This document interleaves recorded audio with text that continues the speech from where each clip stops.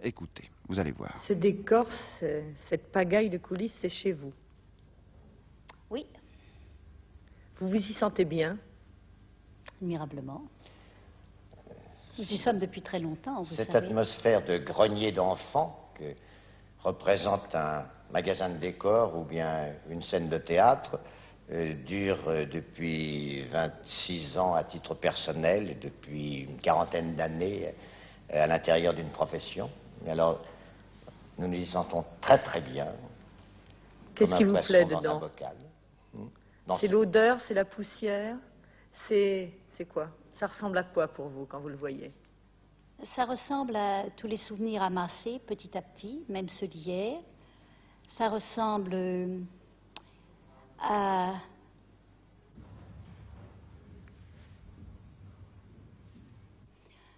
Ça ressemble à tous les souvenirs amassés, enfin même depuis hier. Ça ressemble à tout ce qu'on espère mettre debout demain. C'est vraiment l'atelier de l'artisan, c'est vraiment...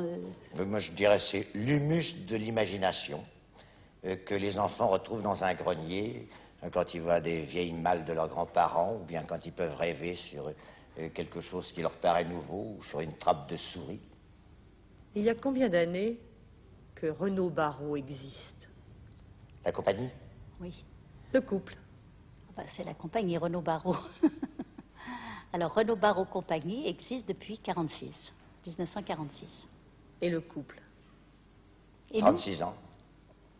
pas 36. tout à fait. Ne vieillit pas, ça fait 36. Ah, Juillet 36. je croyais que ça ne faisait que 35. Le film Hélène Villefure que Benoît Lévy avait fait date de juillet 1936. Est-ce que 36 ans après, on se souvient du premier instant? Très bien. Oui, d'accord. Qu'est-ce que c'est? Quelle image c'est pour vous, Madeleine Renaud, le premier instant? Ah, le premier instant, vous savez, premier instant, vous comprenez, c'est pas parce que j'ai aperçu Jean-Louis pour la première fois que je suis tombée béate et presque évanouie. Lui non plus, d'ailleurs. Le premier instant, ça a été encore une fois un instant de travail, puisque Benoît Lévy cherchait l'acteur, le jeune premier, qui serait mon amoureux, et donc le héros masculin de l'histoire, et qu'il avait vu Jean-Louis jouer à l'atelier. Alors il m'a dit, bah, écoutez, moi comme je ne veux rien faire qui ne vous plaise pas, étant donné que ça doit être votre partenaire le plus immédiat, le plus intime, bah, je vais vous l'envoyer. Alors j'habitais à ce moment-là rue des Bordes-Valmore, une petite maison bien tranquille, et Jean-Louis est arrivé un après-midi. Il était assez dépeigné, pas de cravate non plus, bien sûr. Et il est rentré dans ma petite maison sage. Et j'ai dit, tiens, voilà un garçon sympathique. Il n'est pas beau, évidemment, peut-être, pour faire un amoureux. Mais il a un bon sourire, un bel œil. Ça va bien me plaire. Ça marche, ça va marcher. Et puis c'est très drôle, parce que en raccompagnant Jean-Louis à la porte pour lui dire au revoir, je lui ai dit, Benoît Lévy veut que je passe mes cheveux au brun. Il me veut brune, car j'étais très blonde à ce moment-là. Il me veut brune. Qu'est-ce que vous en pensez? Et il m'a dit, moi, en tant que future amante, vous me plaisez comme ça. Voilà. Et quand vous l'avez vu? Quand je l'ai vu, eh bien, ça a bien duré 3 semaines avant qu'on se découvre, qu'on se reconnaisse. Elle vous a fait peur? Oh. Non, mais enfin, elle m'intimidait un peu. Oh. Oui, oui. Vous vous sentiez à votre aise dans cette maison? Oh, oui. Vous savez, c'était pas une maison de princesse. Non. Et puis, je suis un fou anarchiste. Je m'accommode de tous les milieux et je me sens bien partout parce que je suis d'un atavisme de bourgeoisie paysanne ou de petit commerçant, d'étudiant. J'ai vécu d'une façon sauvage dans ma jeunesse, alors je me sens bien dans tous les endroits, dans tous les environnements. Enfin, j'étais surtout contente de rencontrer le regard de Madeleine que j'aimais beaucoup depuis longtemps. Est-ce que 36 Et alors il y a eu ans... ces petits avant-bras qui étaient ronds comme des petits pains. Moi, c'est ça. Est-ce que 36 ans après, Madeleine Renaud, vous avez l'impression que le jeune homme qui est rentré ce jour-là est resté un jeune homme? Bien, je vais vous dire, c'est un petit peu ennuyeux de toujours Oui. clamer son bonheur. C'est toujours un petit peu ennuyeux. C'est un peu gênant, c'est un peu intimidant. Mais tant pis, puisque vous me posez une question, Impudique. que vous êtes là, oui, impudique. Ça vous gêne, hein? Oui, Ça beaucoup. me gêne, oui, ça me gêne, ça le gêne aussi, ça me gêne de vous dire que, parce qu'il y a des gens qui ne le croient pas, vous savez, qui rigolent en nous voyant, rien n'a changé. Voilà, c'est tout. Vous travaillez parfois loin l'un de l'autre. Rarement. Le moins possible. Pourquoi est-ce que vous l'avez fait de temps en temps? Oui. C'est l'existence qui nous l'a imposé. Et on se jure chaque fois que ce sera la dernière fois, vous comprenez? C'est en effet les circonstances qui l'imposent. À certains moments, il faut faire des sacrifices. Et celui-là est vraiment le seul qui n'est pas acceptable. Puis vous savez, quand on est des gens raisonnables, clairvoyants, on sait bien que nous n'avons jamais aimé ça. Mais on sait bien que la vie devient chaque jour plus courte. Et de même que la mère de Colette lui écrivait en disant « Je ne sais pas si j'irai te voir cet été parce que je voudrais voir refleurir encore une fois mon laurier rose », eh bien, mon Dieu, nous, sans être à ce point angoissés ou pessimistes, ne voulons pas manquer un jour de ce qui fait le fond de notre vie. Non, il me semble que il y a deux points de vue que nous apporte l'existence. C'est que vieillir, c'est s'user. Donc, il faut toujours, et surtout quand on est âgé, quand on arrive à un certain âge, avoir une vie extrêmement mobile pour pouvoir se placer dans des situations d'excitation, d'étonnement et d'émerveillement et d'enthousiasme. C'est-à-dire que les choses extérieures présentent des raisons d'émerveillement et d'étonnement et ne sont pas usées.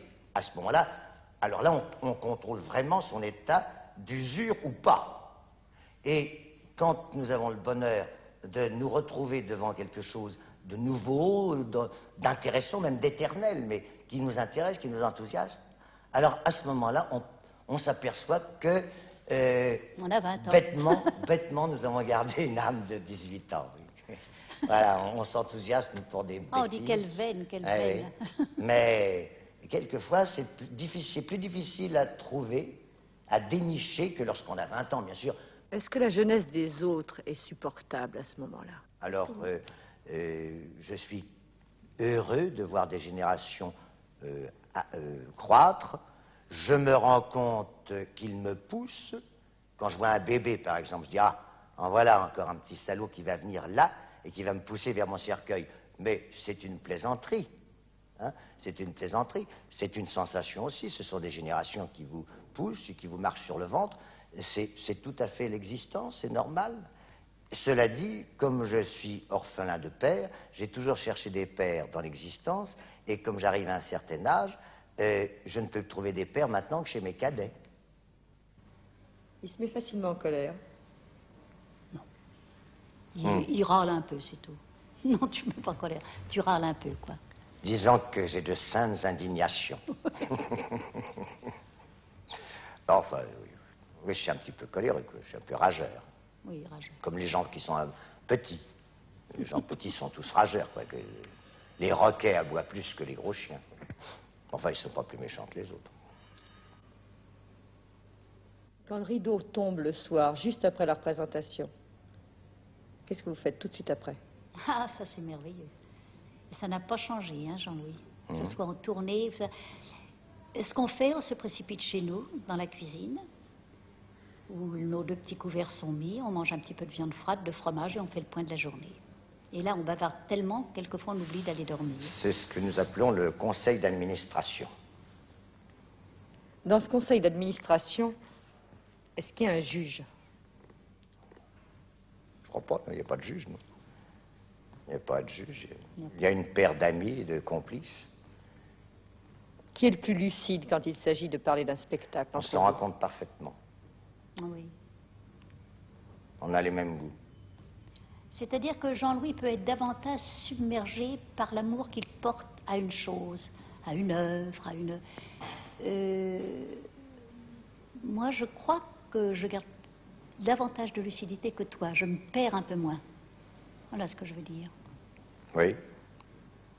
Peut-être. Si vous aviez très peu de temps ensemble, qu'est-ce que vous aimeriez rejouer ensemble? Ben, on joue toute la journée.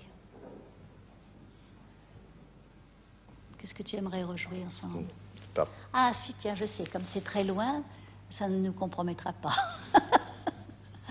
Peut-être Hamlet, quand je faisais ton Ophélie. Ah oui. Pourquoi? Hein? Pourquoi? Ben, c'est un beau souvenir. J'ai beaucoup aimé jouer Ophélie à côté de Jean-Louis. Et puis c'était beau, puis c'est un chef-d'œuvre. Alors ça, peut-être, oui, peut-être. Mais vous savez, j'aime pas du tout le passé. Alors vous aurez difficilement des confidences de moi sur le passé. Donc je n'aime pas reprendre les pièces que j'ai jouées, je n'aime pas repenser aux films que j'ai faits. Je n'aime pas de penser aux épisodes de ma vie passée. Je vis même pas dans l'avenir. Moi, je dis moi, peut-être pas toi. Non, moi aussi. Je vis uniquement dans le présent. Et ça me suffit. Même à deux, vous ne vous retournez jamais? Enfin, moi, je me retourne pas.